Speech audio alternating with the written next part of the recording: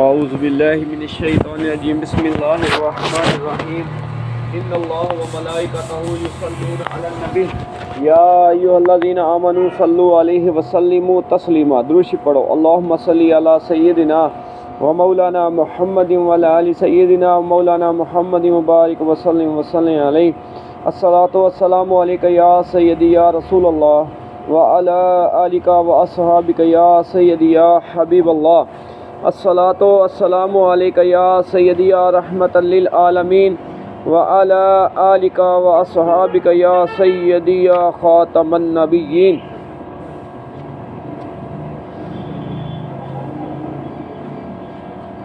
حدیث بیان کی حضرت مغیرہ بن شعبہ رضی اللہ تعالی عنہ کے منشی وراد نے کہ حضرت معاویہ رضی اللہ تعالیٰ عنہ نے حضرت مغیرہ بن شعبہ رضی اللہ تعالیٰ عنہ کو لکھا کہ انہیں کوئی ایسی حدیث لکھیے جو آپ نے رسول اللہ صلی اللہ علیہ وسلم سے سنی ہو. مغیرہ رضی اللہ تعالیٰ عنہ نے لکھا کہ میں نے رسول اللہ صلی اللہ علیہ وسلم سے سنا ہے. آپ صلی اللہ علیہ وسلم نے فرمایا کہ اللہ تعالیٰ تمہارے لیے 3 باتیں پسند نہیں کرتا. اللہ تعالیٰ تمہارے لیے 3 باتیں پسند نہیں کرتا: بلا وجہ کی گپ شپ، فضول خرچی، لوگوں سے بہت مانگنا. 3 چیزیں ایسی ہیں جو اللہ تعالیٰ پسند نہیں کرتا. بغیر کسی وجہ سے گپیں لگاتے رہنا، ٹائم ضائع کرنا، اپنا وقت ضائع کرنا جس کا حاصل وصول کچھ بھی نہ ہو. اللہ تعالیٰ کو یہ چیز پسند نہیں ہے. مایا کہ فضول خرچی جس کا کچھ حاصل وصول کچھ بھی نہ ہو، ایسے ہی فضول اپنا مال ضائع کرتا رہے. اور دوسرا فرمایا کہ لوگوں کے سامنے سوال کرنا، لوگوں سے مانگنا، یہ اللہ تعالیٰ کو پسند نہیں ہے. حضرت انس بن مالک رضی اللہ تعالیٰ عنہ سے روایت ہے، رسول اللہ صلی اللہ علیہ وسلم نے فرمایا یہ بھی فضول خرچی ہے کہ تو ہر وہ چیز کھائے جس کی تجھے خواہش ہو. جو دل کیا ہے اسی کو کھانے کو چل پڑا، یار میرا یہ دل کرتا ہے میں یہ کھاؤں گا. یہ بھی فضول خرچی میں آتا ہے. ہر اپنا نفس کا بندہ نہیں بننا بلکہ اللہ اور اس کے رسول صلی اللہ علیہ وسلم کا بندہ بننا ہے. کس کا بندہ بننا ہے؟ اللہ کا بندہ بننا ہے. اللہ کے احکامات کے مطابق اپنے کھانے پینے معاملات کو کرنا ہے. تو وہ بھی بندہ جو ہے ہر وقت اپنی ایک نفس کی خواہش کے پیچھے لگا رہے، میں نے آج یہ کھانا ہے، ابھی یہ کھانا ہے، تو فرمایا یہ بھی فضول خرچی ہے. حضرت ابن ابی موسیٰ رضی اللہ تعالی عنہ سے انہوں نے اپنے والد سے انہوں نے نبی کریم صلی اللہ علیہ وسلم سے روایت کی کہ آپ صلی اللہ علیہ وسلم دعا کرتے تھے، میرے رب میری خطا، میری نادانی اور تمام معاملات میں میرے حد سے تجاوز کرنے میں میری مغفرت فرما، اور وہ گناہ بھی جن کو تو مجھ سے زیادہ جاننے والا ہے.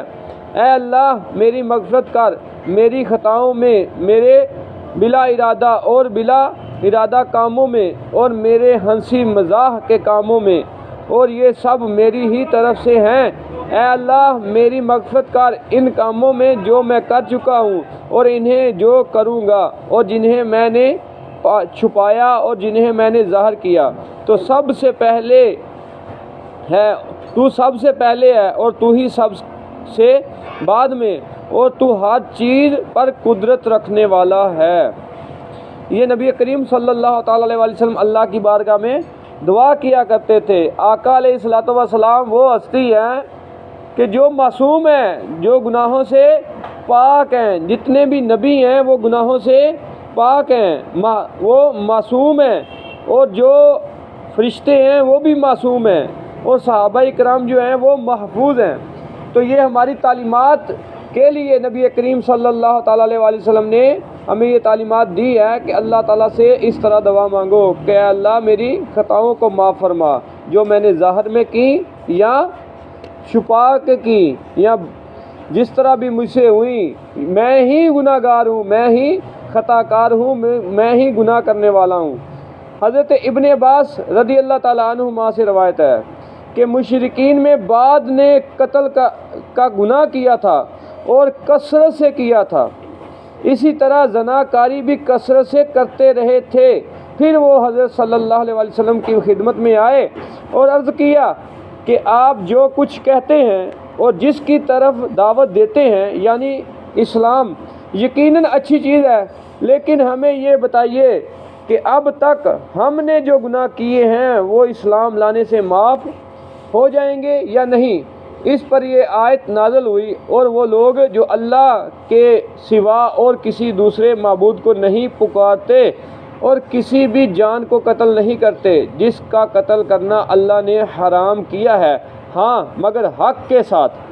اور یہ آیت نازل ہوئی، آپ کہہ دیں کہ اے میرے بندو جو اپنے نفسوں پر زیادتیاں کر چکے ہو، اللہ کی رحمت سے نا امید مت ہو، بے شک اللہ سارے گناہوں کو معاف کر دے گا، بے شک اللہ وہ بڑا ہی بخشنے والا نہایت مہربان ہے۔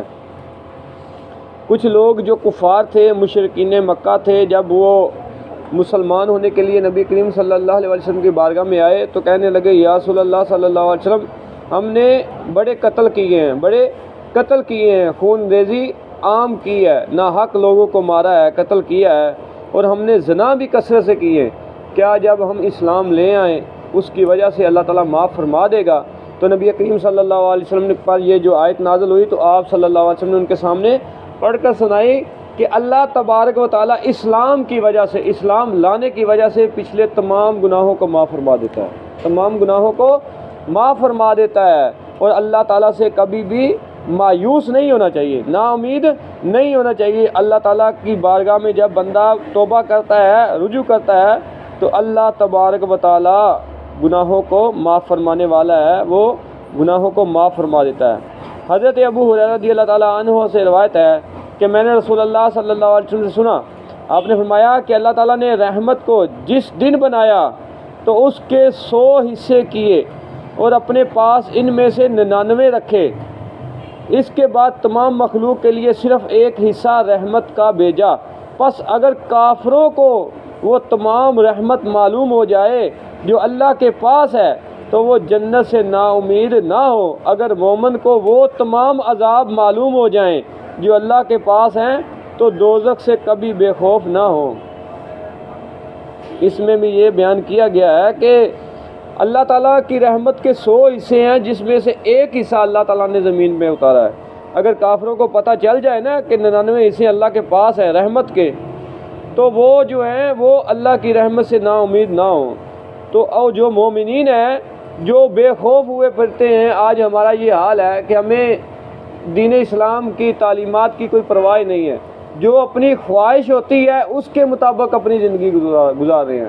تو اللہ تعالیٰ کے محبوب صلی اللہ علیہ وسلم نے فرمایا کہ اگر وہ یہ جان لیں کہ اللہ کے پاس دوزخ کا جو عذاب ہے جو تیار ہے تو وہ کبھی بھی بے خوف نہ ہو، وہ کبھی بھی بے خوف نہ ہو۔